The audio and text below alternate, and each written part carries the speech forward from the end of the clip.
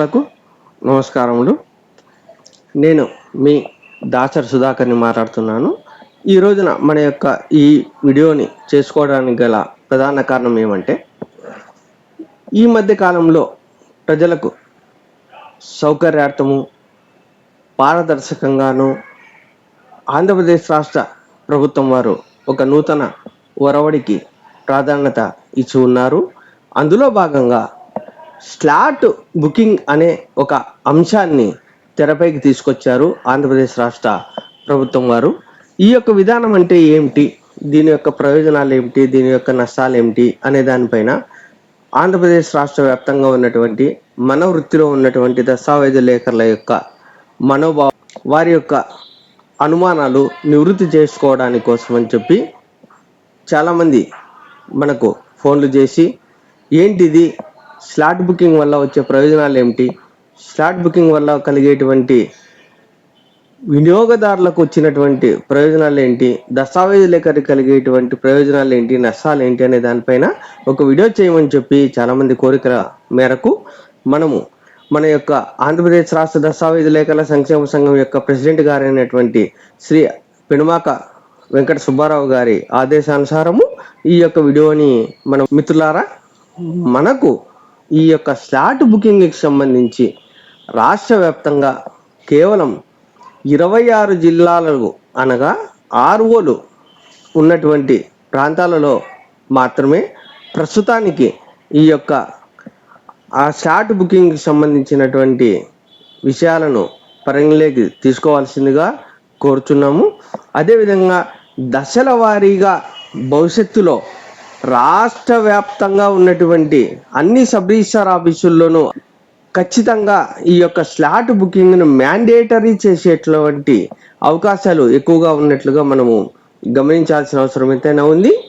ఇప్పుడు ప్రస్తుతానికి ఒక విషయాన్ని మనం గమనించినట్లయితే, ఈ స్లాట్ బుకింగ్ అనే విధానము ఒక ఆర్ఓకి సంబంధించి 2 సబ్ రిజిస్ట్రార్స్ ఉంటున్నటువంటి ప్రాంతాలలో ఒక్కొక్క సబ్ రిజిస్ట్రార్కి 36 స్లాట్ బుకింగ్లుగా ఏర్పాటు చేశారు. అంటే ఆర్ఓలో ఇంప్లిమెంటేషన్ చేయాల్సినటువంటి ఈ విధానంలో 2 సబ్ రిజిస్ట్రార్లు ఆర్ఓలో ఉంటున్నటువంటి సందర్భంలో మనకు 72 స్లాట్ బుకింగ్లు ఏర్పాటు చేసుకోవడం అనేది ఈ ప్రైమే 2.0 సిస్టంలో ఏ విధంగా అయితే మనం PDA పబ్లిక్ డేటా ఎంట్రీ సిస్టమ్ని ప్రవేశపెట్టి ఉన్నారో ప్రభుత్వం వారు, దానికి అనుగుణంగా దస్తావేజు లేఖర్లందరూ వారి దగ్గర ఉన్నటువంటి సిబ్బందితో కానీ వారే కానీ స్వయంగా ఈ యొక్క PDA సిస్టమ్ను ఇంప్లిమెంటేషన్ చేసినటువంటి ప్రభుత్వాన్ని యొక్క ఉత్తర్వులకు అనుగుణంగా దస్తావేజు లేఖర్లు తయారు చేస్తూ పంపిస్తూ ఉన్నారు. అదేవిధంగా ఉదాహరణకు మనము ఉదయం 10:30కు ఆఫీసు ఓపెన్ అయితే ఆఫీసు యొక్క క్లోజింగ్ అవర్స్ వచ్చేంత వరకు వినియోగదారులు అక్కడ ఉండి, అంటే రిజిస్టర్ ఆఫీస్ దగ్గర ఉండి పడిగాపులు కాస్తూ ఎప్పుడు వస్తుందా మా దస్తావేజు అనే ఆలోచనతో సతమతం అవుతూ ఒక రోజంతా వేస్ట్ అవుతున్నటువంటి సందర్భంలో ప్రభుత్వం వారు నూతనంగా ఈ యొక్క విధానాన్ని ప్రవేశపెట్టారు. ఇంకా ఉదాహరణని అనంతపురం ద్వారానే మీకు చెప్పగలుగుతున్నాను. నేను రాసినటువంటి దస్తావేజుని ఈరోజే రిజిస్ట్రేషన్ చేయాలి అంటే కుదరదు. ఎక్కడ? ఆర్ఓలో. ఎప్పుడు? ప్రస్తుత స్థితిలో. ఎందుకు? మ్యాండేటరీ చేసి ఉన్నారు స్లాట్ బుకింగ్ అనే ఒక ఆప్షన్ని. ఈ స్లాట్ బుకింగ్ అన్నది ఈ రోజున రాసిన దస్తావేజును ఈరోజే స్లాట్ బుకింగ్ చేసుకోవడానికి అవకాశం లేదు. రేపటి నుంచి, అనగా రేపు రిజిస్ట్రేషన్ పెట్టుకోవాల్సినటువంటి దస్తావేజు యొక్క వివరాలను PDA చేసిన తర్వాత PDAలోనే మనకు ఆ యొక్క స్లాట్ బుకింగ్ సిస్టమ్ కూడా అందులోనే పొందుపరిచి ఉన్నారు ప్రభుత్వం వారు. అంటే ఈరోజు తయారు చేసుకున్నటువంటి డాక్యుమెంట్ని రేపు మనము స్లాట్ బుకింగ్ చేసుకునేకి అవకాశం ఉంది. చాలా ఇంపార్టెంట్ అయినటువంటి విషయము, ఆర్ఓలలో ప్రస్తుతం ఇంప్లిమెంటేషన్ జరుగుతున్నటువంటి ఆర్ఓలలో 72 స్లాట్లు ఉంటాయి. అనగా 72 డాక్యుమెంట్లు మనము రిజిస్ట్రేషన్ చేసుకోవడానికి స్లాట్ బుకింగ్ ద్వారానే చేసుకోవాలను. అట్లా ఎమర్జెన్సీగా ఏదైనా ఉన్నప్పుడు స్లాట్ బుకింగ్ చేసుకోవడానికి అవకాశం లేనప్పుడు, అనగా 72 దస్తావేజులు 72 స్లాట్ బుకింగ్లు అయిపోయిన తర్వాత మనము సబ్ రిజిస్ట్రార్ గారిని రిక్వెస్ట్ చేసుకొని 5:30 తరువాత సబ్ రిజిస్ట్రార్ గారి యొక్క వెసులుబాటును అవకాశంగా చేసుకొని వారిని రిక్వెస్ట్ చేసుకొని పార్టీల ద్వారా మనము 5:30 తర్వాత వితౌట్ స్లాట్ బుకింగ్ ద్వారా రిజిస్ట్రేషన్ చేసుకోవడానికి అవకాశం ఉంది. అయితే చాలా స్పష్టంగా చెప్తున్నారు ప్రభుత్వం వారు, 72 స్లాట్ బుకింగుల ద్వారా రిజిస్ట్రేషన్ చేసుకునే సందర్భంలో, ఉదాహరణకు 70 స్లాట్ బుకింగ్లు అయిన తర్వాత ఇంకా 2 స్లాట్ బుకింగ్లు పెండింగ్లో ఉన్నప్పుడు 5:30కి పోయి సబ్ రిజిస్ట్రార్ గారిని నా డాక్యుమెంట్ చేయండి అని బలవంతం చేయడానికి కాస్త ఇబ్బందికరమైనటువంటి పరిస్థితి. ఎందుకంటే 72 రోజుకి ఇచ్చినటువంటి స్లాట్ బుకింగ్లో 72 దస్తావేజుల్లో మీరు ఇంకా 2 మిగిలి ఉన్నప్పటికీ కూడా మీరు అవి రిజిస్ట్రేషన్ చేసుకోవడానికి స్లాట్ బుకింగ్కి సంబంధించి మీరు స్లాట్ బుక్ చేసుకోనందువల్ల ఈ యొక్క 5:30 గంటల తర్వాత సాయంత్రం పూట మిగతా పని చేసుకోవడానికి అవకాశం లేనటువంటి సందర్భం ఏర్పాటు కావడానికి దస్తావేజు లేఖర్లు కానీ పార్టీలు కానీ ప్రభుత్వ అధికారులని ఇబ్బంది పెట్టకూడదని చెప్పి ప్రభుత్వ అధికారులు విన్నపాన్ని మనకు తెలియజేసి ఉన్నారు.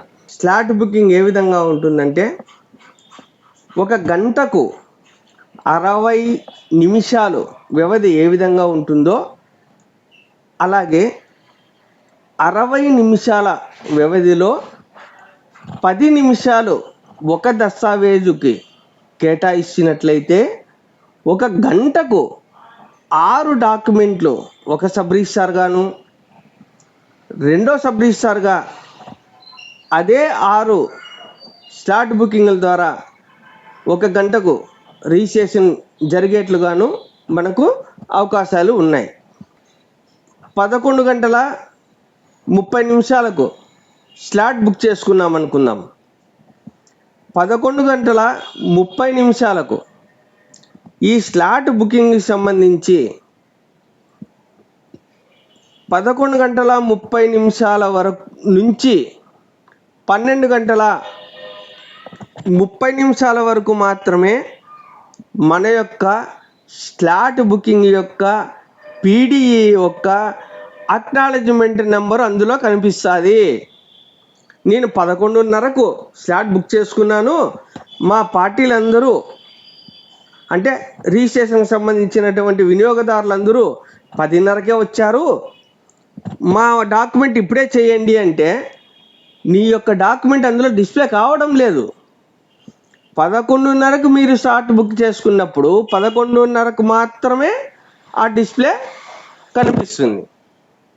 12:30 వరకు మాత్రమే ఆ యొక్క డిస్ప్లే అందుబాటులో ఉంటుంది.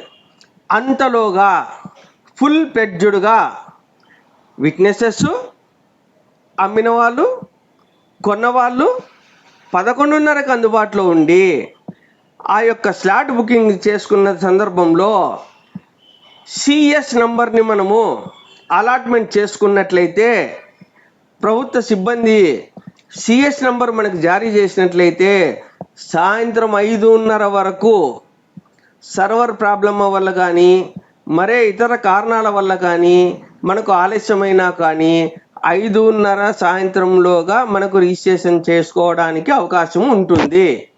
ఇంకొక ప్రధానమైనటువంటి విషయాన్ని మనం పరిశీలిద్దాం. సార్, ఈరోజు మనము స్లాట్ బుక్ చేసుకున్నాము 3:30కి, 3 గంటలకు చేసుకున్నాము, ఏదో ఒక టైం పెట్టుకుందాం, 3 గంటలకి అనుకుందాం. ఉదాహరణకి 3 గంటలకు స్లాట్ బుక్ చేసుకున్నప్పుడు మేము ఏ డేట్లో బుక్ చేసుకున్నామో, ఏ సమయానికి బుక్ చేసుకున్నామో ఆ యొక్క సమయానికి మా యొక్క పార్టీలు అందుబాటులో లేనందువల్ల, మా యొక్క పార్టీలు రానందువల్ల మేము ఏం చేయాలా సార్ అనే ఒక ఆలోచన మనకు వస్తుంది కదా. అందుకు కూడా ఈ స్లాట్ బుకింగ్కి సంబంధించినటువంటి విషయంలో ఆన్లైన్లోనే reschedule of the slot booking అనేది ఒకటి ఆప్షన్ పెట్టారు. అంటే ఏంటి సార్ అది అంటే ఈ రోజున మనం అనుకున్నటువంటి 3 గంటలకు అనుకున్నటువంటి రిజిస్ట్రేషన్ ప్రక్రియ ఈరోజు జరగలేదనుకుందాం. ఒక 2 రోజుల తర్వాత మనకు వినియోగదారులు వస్తామనుకున్నాం సార్, ఏదో అనుకున్నాము, పొరపాటు అయింది, లేదు వినియోగదారుల యొక్క అవకాశం ఈరోజు రావడానికి లేదు, తర్వాత చేసుకుంటాము అన్నప్పుడు ఒక దస్తావేజు లేఖరుగా మనం మన వృత్తిలో ఉన్నాం కనుక మనం చేయాల్సింది ఏమంటే, సార్ మీరు ఎప్పుడు వస్తారు, ఆల్రెడీగా స్లాట్ బుక్ చేసాం, మీరు ఎప్పుడు వస్తారో చెప్తే ఆ టైంకి మేము రీషెడ్యూల్ చేసుకుంటాము, ఈ యొక్క స్లాట్ బుకింగ్ని రీషెడ్యూల్ చేసుకుంటాము. కానీ అప్పుడు ఏ రోజునైతే మనం రీషెడ్యూల్ చేసుకోవాలనుకుంటున్నామో ఆ యొక్క టైము, ఆ యొక్క తేదీని మీరు నిర్ణయించినట్లయితే మేము దాని ప్రకారం చేసుకుంటాం సార్ అని చెప్పి ఒక మాట అడిగినట్లయితే, వారు ఈరోజు కాకుండా ఒక 3, 4 లేదా మరుసటి రోజున పెట్టుకుందాం అనుకున్నాం అనుకోండి, అప్పుడు రీషెడ్యూల్కి సంబంధించి మనము ఏ రోజు ఎప్పుడైతే చేయాలని ఆప్షన్ పెట్టుకుంటామో ఇదే పీడీఈ అక్నాలెడ్జ్మెంట్ పైన మనకు అదనంగా 200 రూపాయలు చలానా కట్టి మనం రీషెడ్యూల్ని, తేదీని, సమయాన్ని నిర్ణయించుకోవచ్చును. ఇక్కడ మిత్రులారా బాగా గమనించండి, ఈ యొక్క 200 రూపాయలు అదనంగా రీషెడ్యూల్కి సంబంధించి మనం కట్టాలనుకున్నప్పుడు ప్రస్తుతానికి మాత్రము ఐజీఆర్ఎస్ గేట్వే ద్వారా మాత్రమే చెల్లించవలెను. వేరే రూపంలో చెల్లిస్తే అది యాక్సెప్టబుల్ కాదు. ఈ విషయాన్ని స్పష్టంగా తెలియజేసుకుంటున్నాను. ఇంకొక విషయాన్ని కూడా గమనించాం. ఇక్కడ మనము స్లాట్ బుక్ చేసుకున్నాం, ఉదయం 10:30కే చేసుకున్నాం స్లాట్ బుకింగ్. 10:30కే ఆఫీస్లోకి వెళ్ళాం, మన పార్టీలందరూ రెడీగా ఉన్నారు. అక్కడ ఆఫీసు సిబ్బంది మనకు ఈ స్లాట్ బుకింగ్కి సంబంధించి సిఎస్ నెంబర్ జనరేట్ చేయాలా, ఎలా చేస్తారు, దీనిపైన ఏంటి అన్నదానిపైన మనం ఒక విషయాన్ని బాగా స్పష్టంగా గమనించాల్సిన అవసరం ఉంది. మనము పీడీఏ చేసేటప్పుడు మిత్రులారా, ప్రతి డాక్యుమెంట్ రైటరు చాలా స్పష్టంగా నేను తెలియజేస్తున్నాను, నాకు తెలిసిన సమాచారాన్ని. ఇక్కడ ఎటువంటి పరిస్థితుల్లోనూ తప్పుగా ఆలోచించకండి, దయచేసి బాగా వినండి, బాగా అర్థం చేసుకోండి. ఒకటికి 2 సార్లు మీకు తెలియజేస్తున్నాను. పీడీఈ చేసేటప్పుడు సబ్మిట్ చేసేదానికన్నా ముందుగా మనము ఎవరైతే దస్తావేజును దాఖలు చేస్తున్నారో వారి యొక్క వివరాలు ఇస్తాం కదా. ఉదాహరణకు సేల్ డీడ్ని తీసుకుందాం. సేల్ డీడ్ తీసుకున్నప్పుడు సేల్ డీడ్కి సంబంధించి ఎగ్జిక్యూటెంట్ దాఖలుదారుగా మన యొక్క డిపార్ట్మెంట్కి సంబంధించి లీగల్గాను, టెక్నికల్గాను దస్తావేజును దాఖలు చేసేటువంటి వ్యక్తి కేవలం అమ్మిన వ్యక్తే. ఇది కేవలం సేల్ డీడ్కి మాత్రమే పరిమితము. నేను బాగా స్పష్టంగా చెప్తున్నాను. సేల్ డీడ్కి కానీ, గిఫ్ట్ డీడ్కి కానీ, సెటిల్మెంట్ డీడ్కి కానీ, జనరల్ పవర్ ఆఫ్ అటార్నీకి కానీ, ఈ 4 దస్తావేజులకి, మార్టిగేజ్కి కానీ ప్రతి డాక్యుమెంట్కి కూడా ఎవరైతే దాఖలు చేస్తున్నారో డాక్యుమెంట్ని వారి యొక్క వివరాలు మనం పొందుపరుస్తామో సబ్మిట్ చేసే ముందు వారి యొక్క ఫోన్ నెంబరు కంపల్సరిగా చాలా జాగ్రత్తగా చేసి ఉండాలా. ఇది ఎందుకు నేను చెప్తున్నాను అంటే, ఉదాహరణకు ఒక సేల్ డీడ్ తీసుకుందాం, లేదా గిఫ్ట్ డీడ్ తీసుకుందాం, లేదా మార్టిగేజ్ తీసుకుందాం, డాక్యుమెంట్స్ అన్నీ తీసుకుందాం. పర్టికులర్గా సేల్ డీడ్ గురించి తీసుకుందాం. చాలామంది మిత్రులు మన వారు ఏం చేస్తున్నారంటే ఫోన్ నెంబర్లు సరిగా ఇవ్వట్లేదు. ఉదాహరణకు నేను ఒక ఆస్తిని అమ్మకందారుగా ఉన్నప్పుడు నేను నా యొక్క దస్తావేజును దాఖలు చేసేటప్పుడు ఎగ్జిక్యూటెంట్ యొక్క వివరాలు మనం తెలియజేసేటువంటి సందర్భంలో మన యొక్క ఆధార్ కార్డు ఓటీపీ ద్వారా జనరేట్ కాబడినటువంటి వివరాలు ఒకటైతే మాన్యువల్గా కూడా ఆధార్ కార్డు ఓటీపీ లేకోకుండా డైరెక్ట్గా చేసేటువంటివి ఉంటాయి. అంటే దాసరి సుధాకర్ అని, సన్ ఆఫ్ దాసరి రంగన్న అని, సో అండ్ సో అడ్రస్ ఇవన్నీ చేసిన తర్వాత పాన్ నెంబర్ చేసిన తర్వాత ఆధార్ కార్డ్ నెంబర్ కొట్టిన తర్వాత ఫోన్ నెంబర్ వస్తుంది. అక్కడ ఆ ఫోన్ నెంబర్ని చాలామంది చాలా తప్పులు చేస్తూ ఉన్నారు ఇప్పటి వరకు. మిత్రులు, అది తప్పు. ఆధార్ కార్డు యొక్క ఫోన్ నెంబర్ యొక్క లింకప్ అయినటువంటి ఎగ్జిక్యూటెంట్ యొక్క నంబర్ అందులో స్పష్టంగా తెలియజేసి ఉండాలా. ఎందుకు సార్ అంత ఇదిగా చెప్తున్నారు మీరు అనుకోవచ్చు. ఈ యొక్క దాఖలుదారు ఈ యొక్క సబ్మిట్ చేసేటప్పుడు వచ్చేటువంటి ప్రెజెంటర్ ఎవరైతే డాక్యుమెంట్ ఉన్నారో అన్నది అక్కడ టాలీ అవుతుంది కదా మనకు. ఆ ఫోన్ నెంబరు మనకు కరెక్ట్గా రాసినట్లయితే స్లాట్ బుకింగ్ అయిన తర్వాత సబ్ రిజిస్టర్ ఆఫీస్లో 10:30కు మనము స్లాట్ బుక్ చేసుకుంటే 10:30కు మనం ఆఫీస్లో డాక్యుమెంట్ ప్రొడ్యూస్ చేస్తే ఆ యొక్క ఎగ్జిక్యూటెంట్ లేదా ప్రెజెంటర్ ఎవరైతే డాక్యుమెంటు చేస్తున్నారో అని మనం వివరాలు తెలియజేశామో ఆ యొక్క పర్సన్కి ఓటీపీ వస్తుంది. ఆ ఓటీపీ వచ్చిన తర్వాతనే స్లాట్ బుకింగ్ యొక్క ప్రాసెస్ మొదలవుతుంది. ఎంత ప్రాధాన్యత ఇచ్చారో గమనించినారా మిత్రులారా మీరు ఇక్కడ? మళ్ళీ చెప్తున్నాను చూడండి. చాలామంది ఆధార్ కార్డు లింకప్ లేనటువంటి సందర్భంలో ఏదైనా ఉంటే ఎగ్జిక్యూటెంట్ యొక్క బంధువులు కానీ విట్నెస్ని కానీ ఆ యొక్క నంబర్ని ఫోన్ నెంబర్ని మనం డిస్ప్లే చేసినట్లయితే అక్కడ స్లాట్ బుకింగ్ అయిన తర్వాత మనము ఆ యొక్క ఫోన్ నెంబర్కి ఓటీపీ వస్తే ఆ ఓటీపీని ప్రభుత్వాధికారులు ఎంటర్ చేసిన తర్వాతనే మన యొక్క సిఎస్ నెంబర్ జనరేట్ అవుతుంది. ఇది చాలా ఖచ్చితమైనటువంటి విషయం అని మాత్రం స్పష్టంగా చెప్పగలుగుతున్నాను. సరే, ఇప్పుడు మీకు అర్థమైందనే నేను భావిస్తున్నాను. ఇంకో విషయం ఇక్కడ ప్రధానంగా గమనించాలి సార్. స్లాట్ బుకింగ్ ఈరోజు రిజిస్ట్రేషన్ చేసుకోవాలనుకుంటున్నాము, ఈరోజే మాకు రాలేదు, సమయం 4:30 వచ్చారు, 4:30కు వస్తే మేము 1 అవర్లో వర్క్ చేసుకొని ఇదివరలో మేము రిజిస్ట్రేషన్లు చేసుకునేవారము. ఇప్పుడు స్లాట్ బుకింగ్ అంటే ఎలా సార్ ఈ రోజు అంటే ఇక్కడ ఇంకో అవకాశం కూడా ఇచ్చింది ప్రభుత్వం వారు. సబ్ రిజిస్ట్రార్ యొక్క అనుమతితో సాయంత్రం 5:30 తరువాత ఏవైనా ఎమర్జెన్సీకి సంబంధించి ఉన్నట్లయితే డాక్యుమెంట్స్ అప్పుడు ఆ యొక్క డాక్యుమెంట్ని రిజిస్ట్రేషన్ చేయడానికి అవకాశం ఉంది.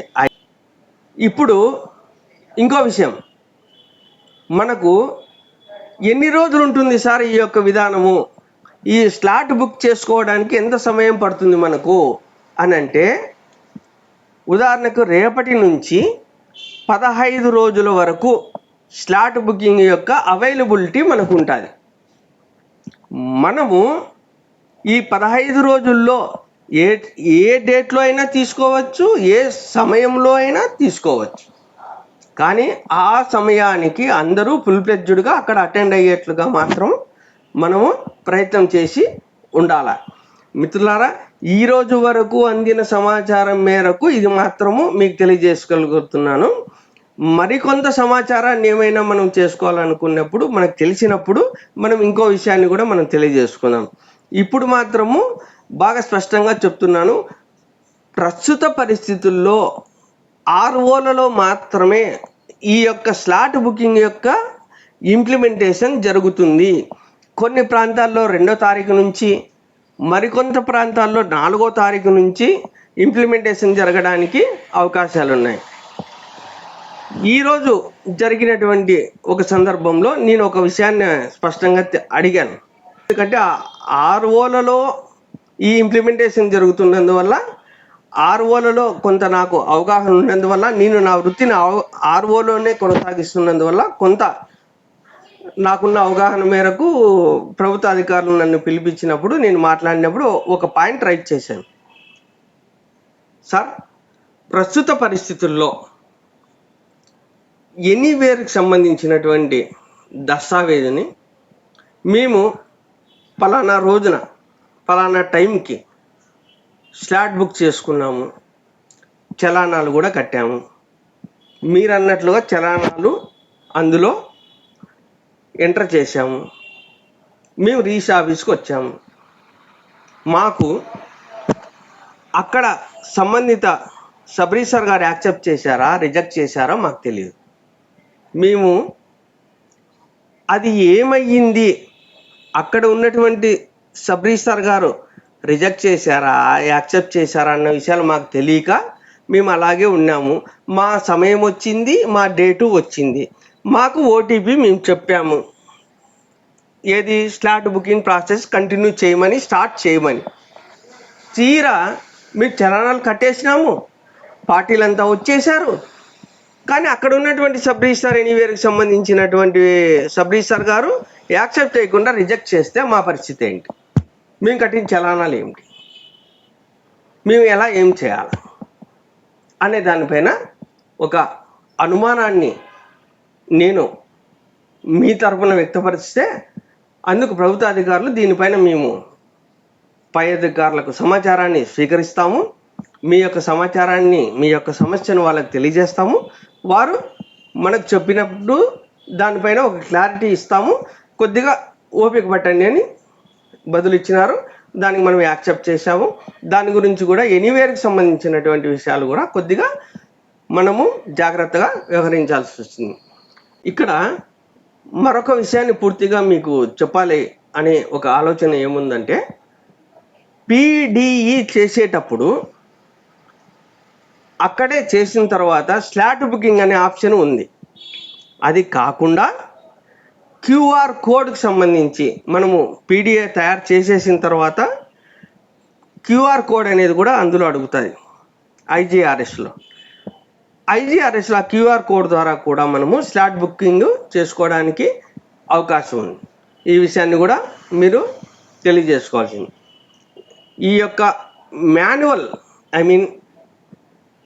స్లాట్ బుకింగ్కి సంబంధించినటువంటి మాన్యువల్కి సంబంధించినటువంటి ప్రభుత్వ అధికారులు నిర్ణయించినటువంటి నిర్దేశాలు ఏవైతే ఉన్నాయో వాటిని అందజేసి ఉన్నాను. వాట్సాప్ గ్రూప్ ద్వారా కానీ, మన యొక్క టెలిగ్రామ్ గ్రూప్ ద్వారా కానీ మీకు తెలియజేసే ఉన్నాను. కావాలంటే దాన్ని స్పష్టంగా చదువు. మిత్రులారా, ఈ యొక్క వీడియో మీకు నచ్చినట్లయితే లైక్ చేయండి.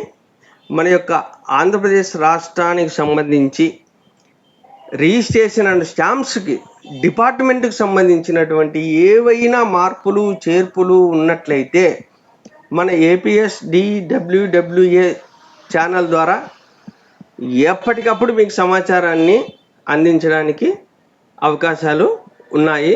మన యొక్క ఛానల్ని సాధ్యమైనంత వరకు చూస్తూనే ఉండండి. ఈ యొక్క డేటాని సంబంధించి ఈ యొక్క విషయాలను కూలంకషంగా అవ్వారు సత్యనారాయణ అయినటువంటి మన యొక్క స్టేట్ ట్రెజరీ గారి సహాయ సహకారాలతో ఈ యొక్క వీడియోని చేయడమైనది. మిత్రులారా, ఈ యొక్క వీడియోని ఇంకొంత సమాచారాన్ని ఏదైనా నాకు అందుబాటులోకి వస్తే మీకు సమాచారాన్ని తెలియజేస్తాను. అంతవరకు సెలవు. ఇట్లు మీ దాసరి సుధాకర్, ప్రధాన కార్యదర్శి, ఆంధ్రప్రదేశ్ రాష్ట్ర దస్తావేజు లేఖర్ల సంక్షేమ సంఘం. జై హింద్.